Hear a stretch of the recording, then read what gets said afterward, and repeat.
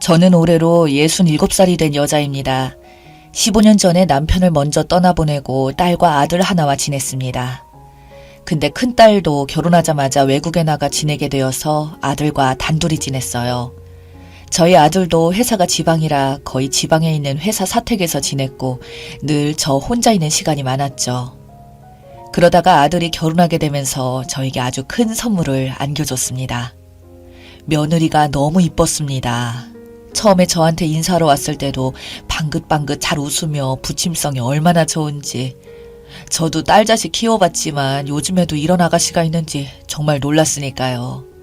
저희 딸은 올 때마다 시댁 불만을 말하고 툴툴거리는 게 참 많았었는데 그런 모습을 자주 봐서 그런지 이번에 예비 며느리를 만나면서 많이 조심스러웠거든요.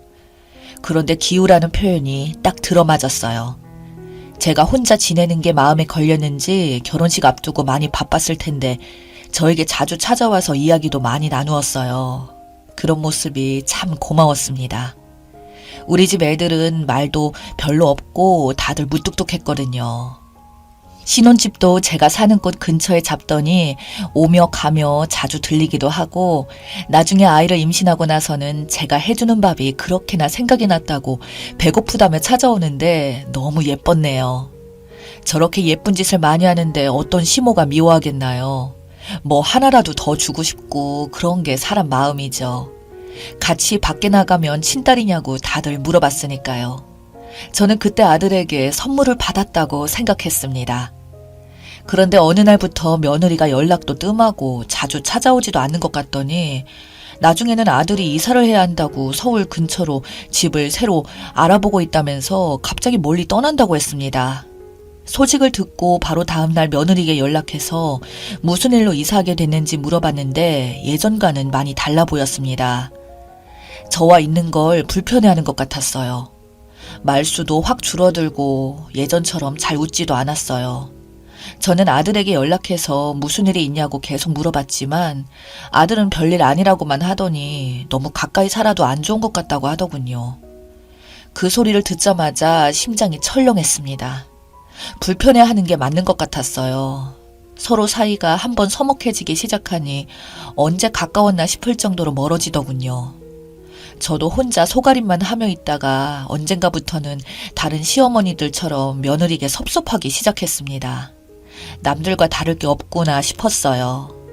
그렇게 저희 아들 내외는 이사를 가버렸고 처음엔 혼자 집에서만 지내다가 이렇게 사는 건 아닌 것 같아서 밖에도 자주 나가고 운동장에서 새로 친구도 만들면서 바쁘게 지내려고 노력했어요.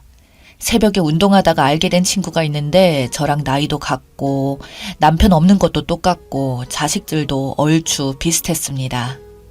자주 만나서 이야기도 나누고 놀러 다니기도 하면서 예전처럼 바쁘게 지냈어요. 그러던 어느 날 주말이었어요. 그날도 원래 그 친구와 만나기로 했었는데 갑자기 아들 내외가 찾아왔다고 안 된다고 하길래 알겠다고 하고는 집에 있었습니다.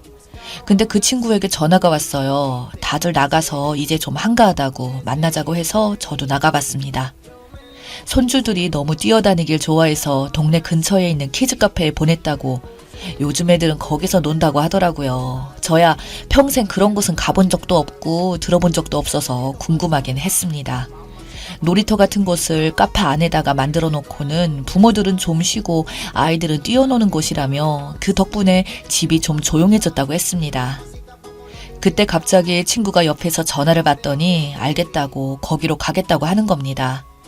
며느리에게 전화가 왔다고 애들 가방을 집에 놓고 와서 가져다 줘야겠다면서 저보고 할 일 없으면 같이 가자고 하길래 키즈카페라는 것이 뭐 하는 곳인가 궁금하기도 했고 나중에 저도 손주 데리고 갈 수도 있으니 같이 가보자고 했어요. 그렇게 친구 따라서 도착을 했습니다. 입구에 멀뚱하게 서서 기다리고 있었어요. 카페라고 해서 규모가 작은 줄 알았는데 엄청 크기도 하고 애들 좋아하는 건 다 있고 그 친구는 며느리 만나서 한참 동안 무슨 이야기를 하고 있었고 저는 이곳 저곳을 둘러보는데 그때 엄청 익숙해 보이는 뒷모습이 보였어요. 뒷모습이 영락없는 저희 아들이었습니다. 근데 같이 손잡고 있는 아이는 저희 손주가 아니었어요.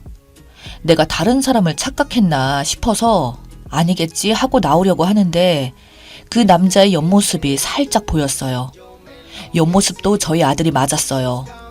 손으로 땀을 닦고 있는데 어떤 여자가 달려와서 제 아들 이마를 닦아주는 겁니다. 서로 마주보며 웃고 있더라고요. 곧바로 아들에게 달려가 물어보고 싶었지만 근처에 친구 아들 내외도 있던 상황이라서 정말 마지막 희망을 걸고 아들에게 전화를 걸어봤어요. 근데 땀을 닦고 있던 남자가 주머니에서 전화기를 꺼내받았습니다. 아들은 잠깐 마트에 나왔다고 주변이 시끄럽다고 하는데 전화기 너머로 들리는 소리는 아이들이 뛰노는 소리만 들려왔네요. 저는 더 이상 거기에 있을 수 없었어요. 건물 밖으로 서둘러 나왔습니다. 이게 무슨 일인가 싶었어요. 집에 돌아와 멍하니 거실에 앉아 있었어요. 내 아들이 저런다는 게 믿기 힘들었죠. 며느리에게 전화를 걸어보니 받지 않았고 문자를 보내봐도 답장이 없었어요. 혹시 며느리도 알고 있는 건가 걱정이 되었습니다. 다음날 저는 무작정 아들네 집으로 갔어요. 연락이 닿지 않으니 방법이 없어서요. 예전에 애들이 이사를 마치고 한번 가본 이후로 몇 달 만에 처음 가보는 길이었고 그렇게 도착해서 현관문을 두드렸습니다. 얼마 뒤 현관문이 열리더니 다행히 며느리가 집에 있었습니다. 혹시 친정에 갔나 걱정했거든요. 며느리는 저를 보자마자 깜짝 놀라더니 어쩐 일로 온 거냐며 물어보는데 그 표정을 보니 아들 일은 모르는 것 같았어요. 아이 돌보는 게 많이 힘들었는지 수척해진 모습이었고 제가 거실에 말없이 앉아있자 며느리가 커피랑 과자를 갖고 나왔어요. 근데 그 과자 봉지가 상당히 익숙했습니다. 예전에 제가 맛있다고 했던 그 과자는 며느리랑 커피를 자주 마셨는데 그때 저에게 알려준 과자였거든요. 그걸 보니 예전 생각도 나고 아들 모습도 같이 떠오르면서 갑자기 저도 모르게 울컥하며 눈물이 나는데 며느리는 깜짝 놀라며 저에게 달려왔습니다. 계속 저보고 무슨 일이 있으신 거냐고 물어보는데 저는 한참을 망설이다가 그냥 예전이 그립다고 며느리가 많이 보고 싶었다고 말했습니다. 뭐가 그리 서운했는지는 모르겠지만 지금이라도 용서해달라고 저도 모르게 그런 말이 나왔어요. 그러자 며느리가 펄쩍 뛰면서 어머님에게 서운한 일 전혀 없다고 어머님이 저에게 서운하시지 않느냐고 물어보더군요. 그래서 그건 또 무슨 소리냐고 물어봤어요. 그렇게 한참 동안 이야기하고 나서 알 수 있었네요. 입에 담기도 힘든 이야기지만 저희 아들이 저랑 며느리 사이에서 계속 이간질을 했던 것 같았어요. 저에게 와서는 며느리가 서운해한다고 말하고 며느리에게는 제가 서운해한다고 했더군요.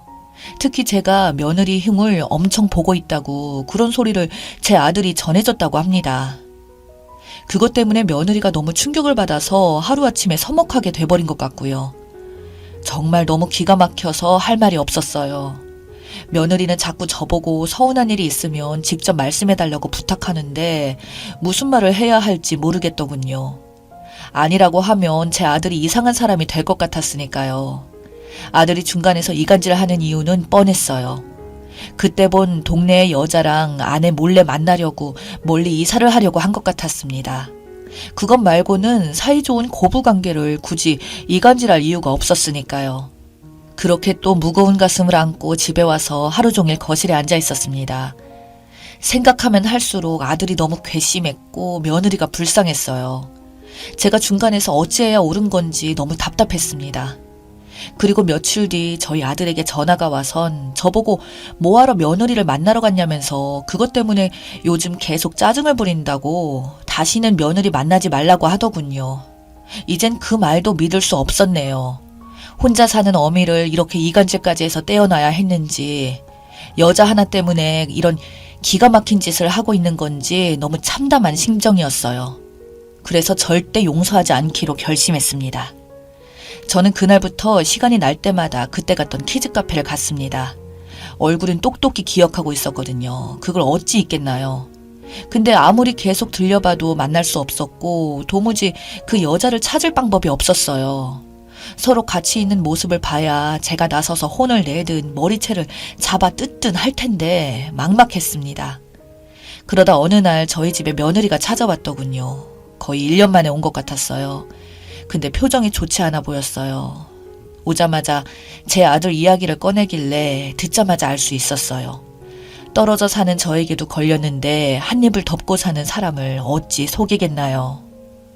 제가 저번에 며느리를 찾아가서 이야기했던 날, 그때 며느리도 이상하다고 느꼈다고 했어요. 왜 자꾸 시어머니를 만나러 가지 말라고 하는지.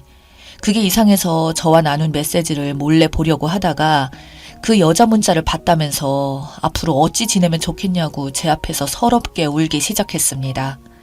그 내연녀 사는 곳을 아느냐고 물어보니 며느리가 알고 있다고 하길래 곧바로 그 집으로 달려갔습니다. 역시나 저희 동네 근처에 살고 있더군요. 현관 벨을 누르고 문이 열리자마자 한바탕 난리를 쳤습니다. 며느리는 뒤에 있으라고 했어요. 내가 혼자 한다고 나서지 말라고 했습니다. 머리털을 다 뽑을 작정으로 잡고 흔들고 나중에는 경찰까지 와서 말리더군요. 그렇게 경찰서도 태어나서 처음 가봤네요. 벌금이든 뭐든 내가 받겠다고 했습니다. 알고 보니 저희 아들이 만나는 그 여자가 예전부터 알던 동네 친구라고 하더군요. 그 여자 남편은 직장이 지방에 있었고 자기 친정집 근처로 이사를 오게 되면서 저희 아들을 오랜만에 만났다고 했습니다. 며느리는 옆에서 계속 울길래 그냥 마음 가는 대로 하라고 이혼을 해야겠으면 해도 된다고 했습니다. 내가 자식을 잘못 키워서 미안하다고 나중에 볼 일이 있을지 모르겠지만 다시 한번 미안하다고 하고 왔습니다. 근데 며칠 뒤 저희 며느리가 찾아와서는 이번 한 번만 넘어가기로 했다고 저희 아들이 각서를 써서 줬다고 했습니다. 그래서 그 각서를 한번 보자고 했어요. 뭐라고 썼는지 확인하고 싶었거든요. 법에 대해 전혀 모르는 제가 봐도 너무 허술해 보였습니다. 앞으로 다시는 바람 피우지 않겠다는 짧은 내용을 적어놓고 그 아래 지장 하나 찍어놨더군요. 저는 그걸 들고 근처 변호사를 찾아갔습니다. 변호사도 그러더군요. 법적 효력이 전혀 없다고. 아무 소용없는 종이라고 하길래 그럼 어디 써야 하냐고 물어봤습니다. 최대한 구체적이고 자세하게 써야 한다고 그래야 나중에 효력이 있다고 하더군요. 바로 다음 날 아들과 며느리를 데리고 변호사를 찾아가서 다시 각서를 썼습니다. 다음에 바람을 피우면 아주 알거지가 될 정도로 조건들을 다 적어놨어요. 그게 제가 며느리에게 해줄 수 있는 전부였습니다. 이번 일로 당분간은 바람을 안 피울지 몰라도 사람이 쉽게 바뀌지는 않으니까요. 더 이상 저희 아들을 믿을 수 없었습니다. 그리고 그 내연녀는 결국 이혼당했다고 하더군요. 아들도 위자료를 물어줬다고 하고요. 내연녀에게 위자료는 잘 받았다고 합니다. 그 집 부모들에게 이번에 다 이사를 가버렸고 반면에 아들 내외는 다시 저희 동네 근처로 이번에 이사 왔어요. 아마 저 때문에 며느리가 그렇게 결정한 것 같았네요. 저와 며느리는 예전처럼 자주 만나서 지냅니다. 며느리는 괜찮다며 제 앞에서 방긋방긋 웃는데 볼 때마다 너무 미안하고 예전 같지가 않네요. 앞으로 얼마나 더 같이 지낼지 모르겠지만 함께 있는 동안이라도 더 잘해주려고 합니다.